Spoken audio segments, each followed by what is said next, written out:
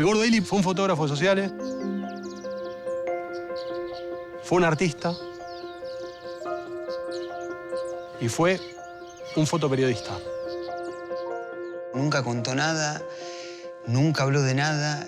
Es como que borró su pasado. Le interesaba más lo que iba a pasar que lo que había pasado. ¿Por qué? Nunca lo sabremos, ¿no? Y eso es lo que creo yo que lo hacía mirar hacia afuera. Siempre con la cámara colgada. Alberto Ili era el fotógrafo de la ciudad, digamos, y empieza a trabajar en el diario La Verdad. Y además es fotógrafo de la policía. A las 4 de la mañana se escuchaban ruidos, se levantaba, no entendíamos nada, se escuchaba el auto que salía y iba a sacar fotos. Y generalmente llegaba y sacaba la foto en el momento que había que sacarla. Una noche del año 1970 recibe un llamado de la policía y le dicen: Gordo, tenés un muerto en Timote.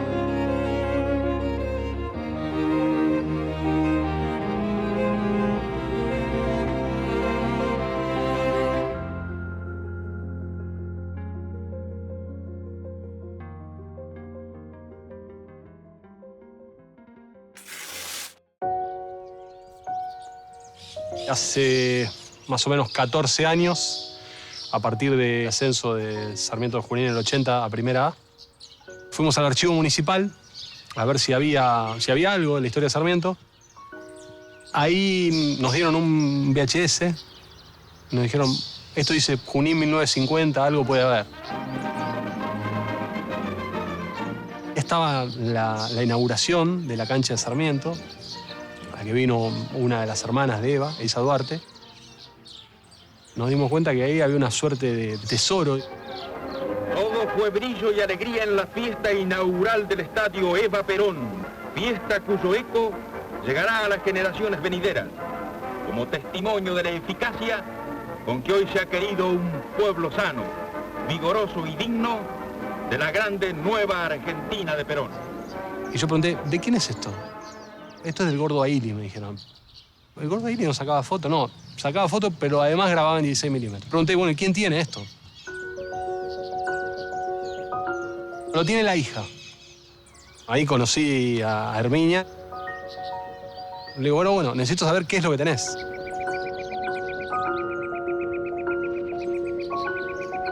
Y nos fuimos a un lugar que está a 3 cuadras.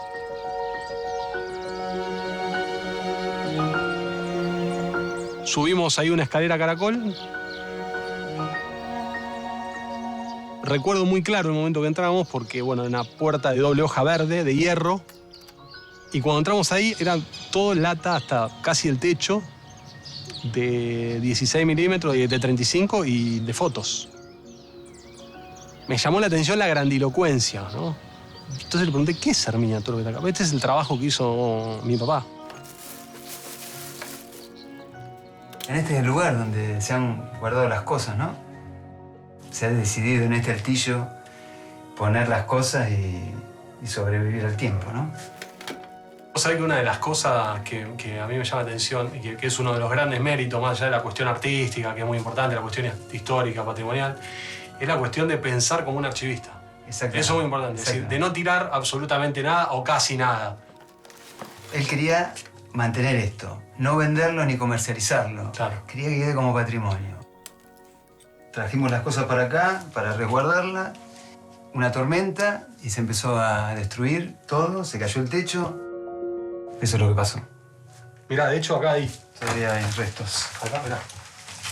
Acá hay... Estos son diapos. Estos son diapositivas. Mirá.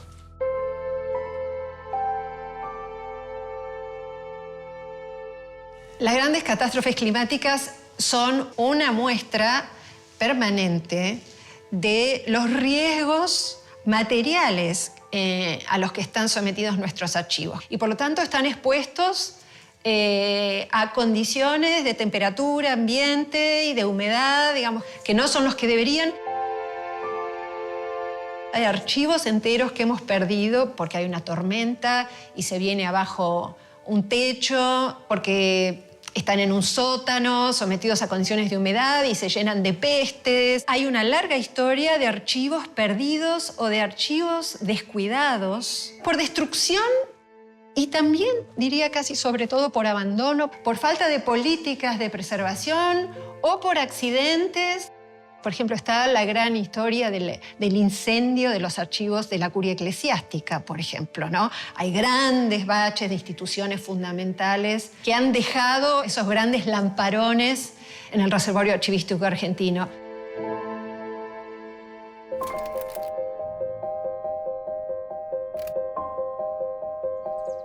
Alberto Aili estaba todo el tiempo en todos los eventos. Una comunión, estaba el Gordo. Un partido de básquet, estaba el Gordo. Sarmiento, estaba el Gordo. Venía un cantante, estaba el Gordo. Venía un presidente, estaba el Gordo. Estaba en todos lados. Tenía una galería fantástica donde ahí sacaba todas las fotos de carnet de toda la gente que iba a sacarse. Todos los acontecimientos, cumpleaños de 15, el día de la primavera, fotos de las escuelas. Se esperaba al fotógrafo en el casamiento, en el cumpleaños, para cortar la torta. ¿A qué casa de familia no entró el Gordo con su cámara? Usaba su vidriera del negocio y ahí exponía todo su material. Y la gente salía corriendo todos los días para mirar todo lo que pasaba. Era como el Facebook de ahora. En ese momento que Aili sacaba fotos, no todo el mundo tenía una cámara fotográfica y si se sacaban fotos, no todo el mundo tenía la posibilidad de comprar las fotos o de revelar las fotos.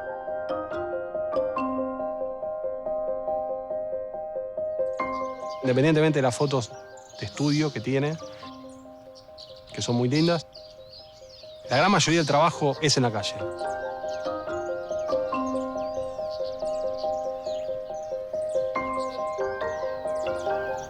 Me gustaba, me parece, mucho el contacto con la gente.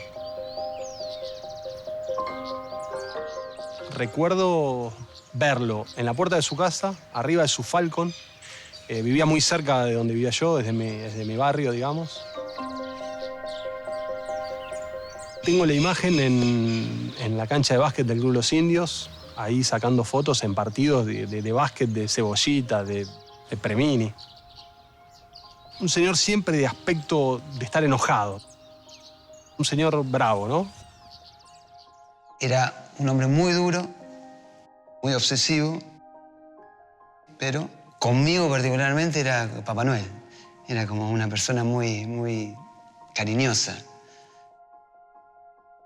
Yo, en contra de quizás lo que piensan todos sobre los que lo conocen, era intimista y no extrovertido, y su excusa era la cámara para poder meterse entre la gente, entre los barrios, entre los pobres, los ricos. Si tuviera que elegir una foto de Aili para llevarme a algún lugar y recordar a Junín, sin ningún tipo de duda, elegiría la foto del ferrocarril.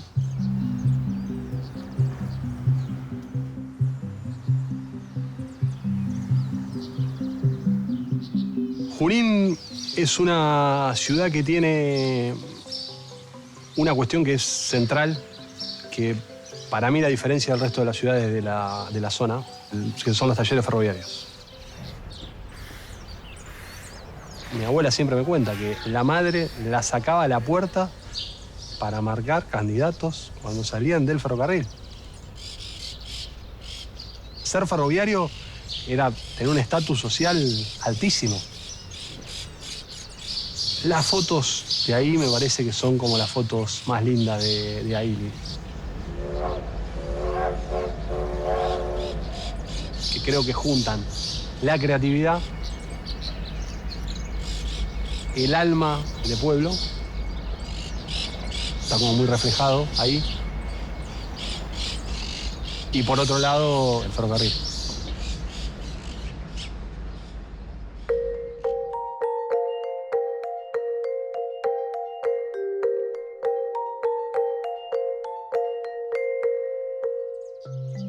Cuando nace Herminia, que es la hija más chica, él decide comprar una cámara de 16 milímetros para registrar el nacimiento y los primeros años de ella. Ese material lo revela en Buenos Aires, porque acá no tiene posibilidad de revelarlo. Y empezó a filmar.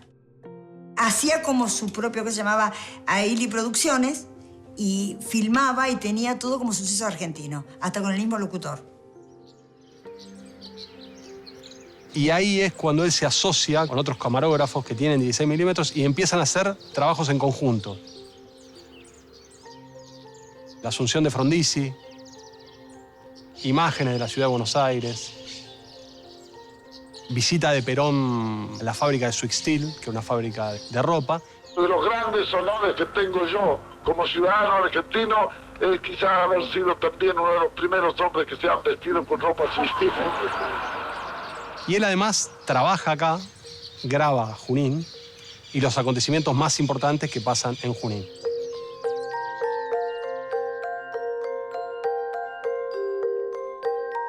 El Gordo fue un gran profesional. ¿Quién no lo conocía, el Gordo? El Gordo era un personaje entrañable, era un símbolo, era, como se dice, un emblema. Cuando yo vine acá a Junín, que yo provenía de hacer mi residencia en el Instituto de Cirugía de Aedo, se lo comenté al Gordo. Y el Gordo me dice, yo iba a Aedo. ¿En qué año, Gordo? Y en el año 45, 46. ¿Qué ibas a hacer? Le sacaba fotografía a las reparaciones del doctor Iván Goñi Moreno. Yo tenía un banquito y me ubicaba con la cámara por encima del hombro izquierdo del cirujano. Y le filmé operaciones y fotografiaba las operaciones.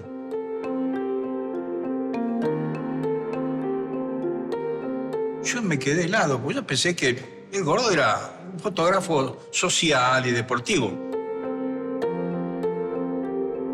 Alberto es un testigo que además tuvo las cualidades, digamos, de poder dejarnos el testimonio de todo lo que él vio, y vio mucho.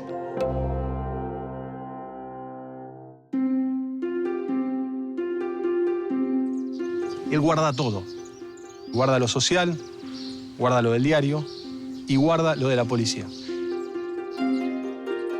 Cada cosa que sacaba la archivaba, tenía un mueble muy grande con cajones y todos los cajones tenían como cuadraditos y un libro. Y entonces cada cosa que sacaba ponía adentro de ese archivo.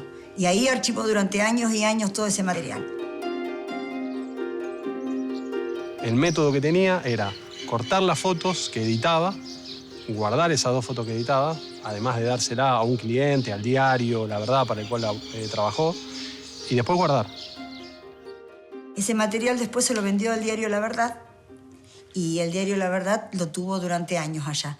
Lo que a mí me quedó fue lo otro de lo que no se archivó, lo que él no archivó.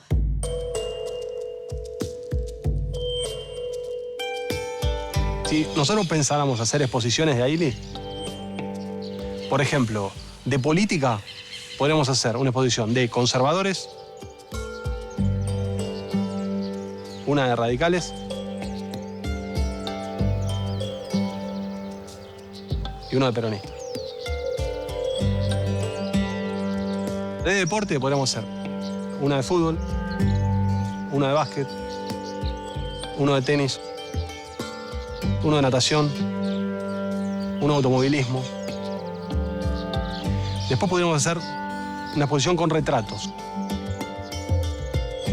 con fotos carnet. Podemos hacer una exposición con visitas de personajes ilustres a la ciudad. Podemos hacer una exposición con siniestros. Yo vi fotos de asesinatos, accidentes de tránsito. Son fotos muy buenas.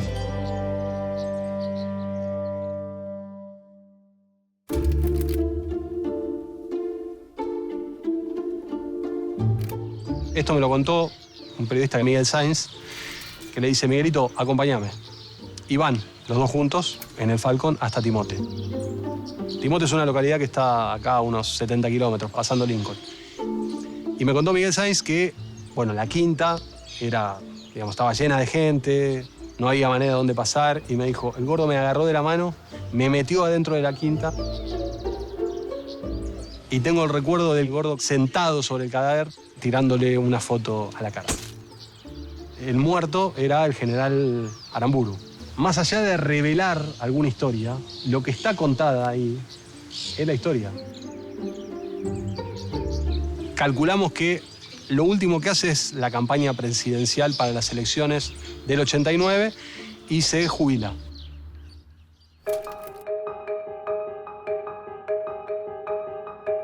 Cuando se enfermó y no tenía tanta movilidad como para seguir en la calle sacando fotos y dedicándose a su oficio, intentó y vendió cierto material a uno de los diarios locales, que es el Diario La Verdad. Y lo único que pedía él era que se resguarde la información que correspondía a eso. Seguramente teniendo conciencia de lo que había, empieza a decirle a las autoridades: yo quiero que este material quede para la ciudad de Junín. O sea, hay que revelar este material. Él quería que las cosas queden como registro y que no se vendan. Y que sea un testimonio de, no sé, del pueblo en que vivía o de él mismo. Pero tenía un respeto muy grande por el material y por lo que hacía. Insiste durante mucho tiempo y lo único que le digitalizan es el VHS que nosotros encontramos en el archivo.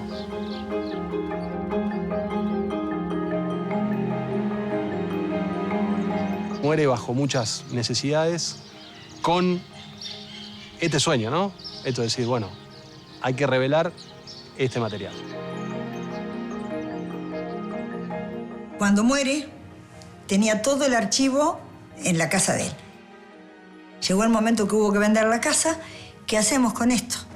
¿Dónde lo ponemos? Entonces mi marido me dice: a una habitación arriba, como un archivo donde estaba desocupado. Y estuvo años ahí, guardado, sin que nadie lo viera, sin que nadie lo entendiera, y ni sabía lo que había.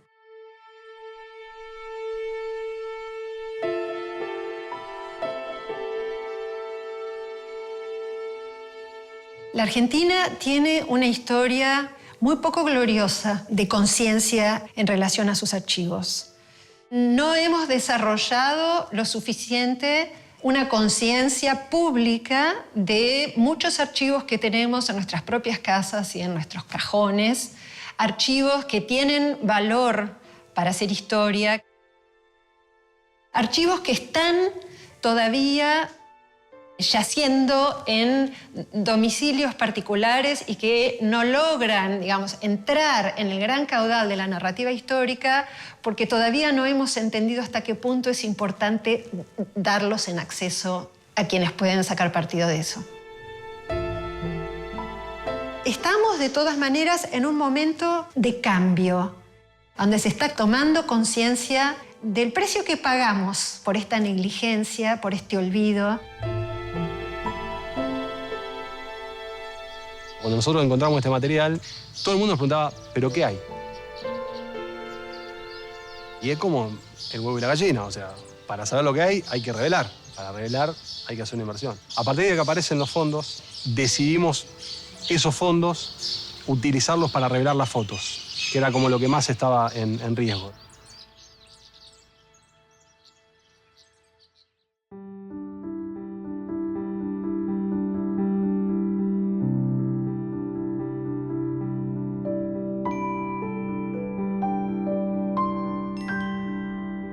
La primera fase fue unos chicos escanearon todo el material porque el material estaba en negativo.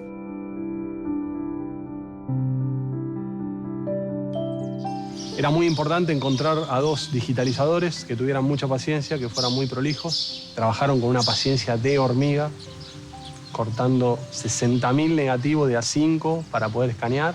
Hicieron un trabajo extraordinario. Y después, el segundo paso es la catalogación de ese material. Para quienes nos ocupamos de hacer la historia, la digitalización de fuentes y de archivos enteros está cambiando radicalmente nuestro quehacer. Estamos en un momento de transición de paradigmas que tiene una potencia extraordinaria para cambiar las maneras en las que hemos pensado y concebido cómo se construye un archivo, cómo se preserva un archivo y cómo los historiadores nos servimos de los archivos. Es una revolución tecnológica. Se está permitiendo que gente, investigadores, jóvenes o no jóvenes que estén diseminados por todo el país, puedan acceder a estos archivos de maneras muchísimo más igualitarias que antes. Después, con una compañera, lo que hicimos fue referenciar algunas fotos, porque de las 55.000 que son, no llegamos a referenciar todas. Estos somos los chicos del barrio. Estamos mi hermano y yo, eran los que vivían ahí en la cuadra. Entonces, siempre que empezaban las clases, nos sacaba. Estábamos todos preparados. ¿A qué escuela? A la escuela 2. A la escuela 2. ¿Iban con moño? Con moño, por supuesto.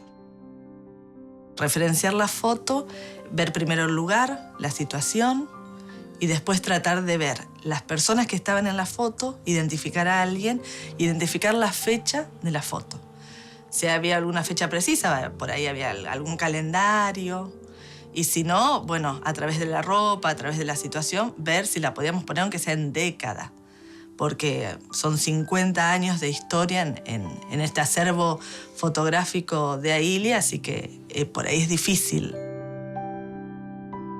Bueno, y acá veo una también muy buena, muy significativa, porque es la calle del centro. Eso es lo que se empeña. Pero está empedrada. Empedrada. Y nosotros ahora no está más empedrada. Exactamente, está empedrada. Así que del año 30 debe ser. Claro. Nosotros ahí el empedrado, a nosotros que trabajamos en el archivo, nos sirve muchísimo. Porque el primer empedrado es del año 19. Entonces nosotros sabemos calle de tierra antes del 19. Y después se asfalta en la época peronista. Así que sabemos que si es empedrado es antes de la época de peronista, claro, y después del 19.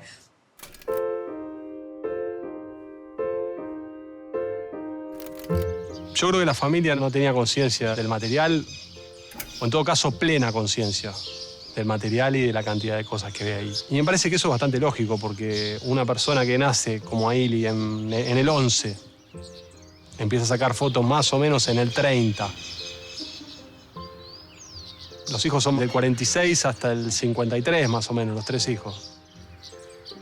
Ahí hay un recorrido enorme de Aili como fotógrafo y como artista, que ellos no conocieron nunca. Debe ser una amiga de mi mamá.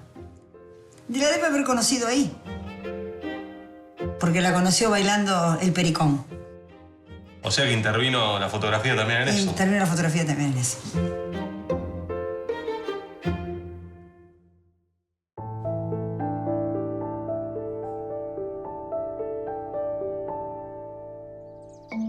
En los pueblos suele pasar que las personas que tienen talento son miradas, no digo por arriba del hombro, pero sí con la siguiente percepción. ¿Cómo este tipo va a ser bueno si vive a la vuelta de mi casa y pasa todos los días con la máquina colgando por la vereda?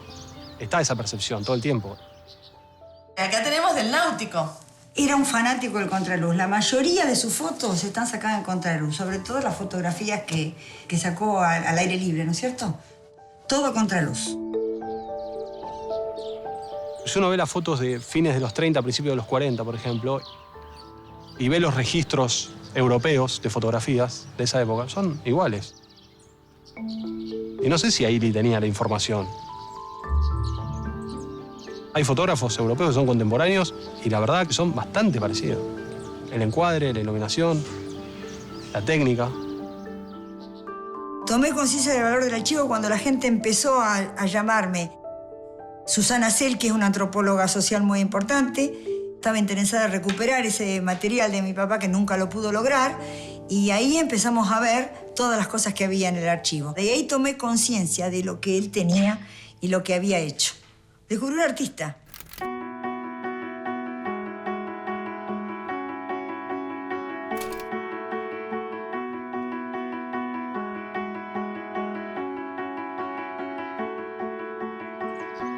Yo creo que si eso se hubiera perdido, lo que se perdía era el patrimonio cultural de la ciudad, la historia personal y familiar de muchos de nosotros y la historia, diría, de todas las instituciones de Junín.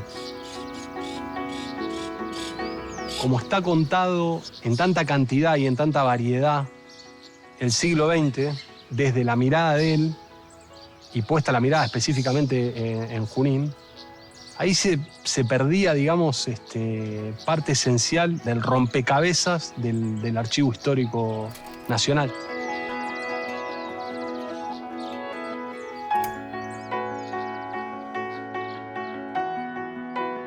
Para mí, todas las ciudades tienen que tener un archivo histórico, abierto a toda la comunidad. En este momento hay muchas personas que están haciendo historia, pero también hay muchas personas que están buscando su propia historia. Una persona, una ciudad, una sociedad que no tiene historia es como que no tiene su base para seguir creciendo. Uno tiene que saber lo que hizo, de dónde vino, tanto personalmente como colectivamente, para después de ahí crecer y arrancar para adelante. Él quería recuperar absolutamente todo, pero no para ganar dinero personal, sino para que esto estuviera en Junín. Lamentablemente no lo logró, pero esperemos que ahora yo lo pueda lograr a esto.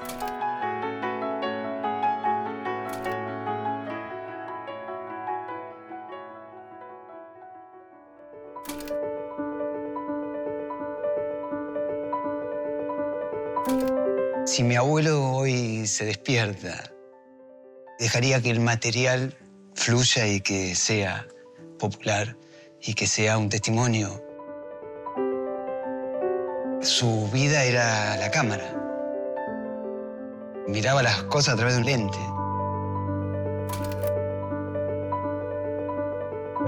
Y creo que si viera esto estaría muy feliz.